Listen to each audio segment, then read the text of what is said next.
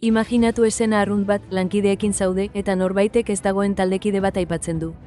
Elkarrizketa sotilki aldatzen da. Kexa sotilak sartzen dira, kritika isilak.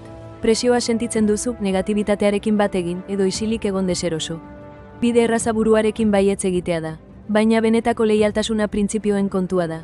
Defentsa zuzenaren ordez gogoratu zerbait garrantzitsua. Gogoan duzu Alexek ez zegoen lankideak ideia bikain bat izan zuen proiektu bat. Taldea akats handi batetik salbatu zuen. Abiotik joudekideta ospeak. Badakizu, esaten duzu lasai, Alexen ideiak datuen bistaratzea berrantolatzeko joan den hiruhilekoan. Berarik gabe ez genuke bezero hori lortuko. Isiltasuna jausten da. Kritika iruzkinak utxalak dirudite. Gelak berriro ebaluatzen du. Ez zenuen eztabaidatu, ezin ukaezina den balioari argia eman besterik ez zenuen egin.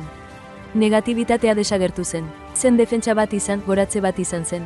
Bira argia ez zenuen negatibitatearen aurka borrokatu. Hori saiestu zenuen eragin positiboa erakutsiz. Honek leialtasun eta nortasun sakona erakutsi zuen ez gatazkaren bidez, baizik eta baiespenaren bidez. Norbait defendatzeak haien benetako balioa nabarmentzea esan nahi du ez daudenean. Horrek taldearen eta zure osotasunaren pertzepzioa aldatzen du. Honek benetako lidergoa erakusten du.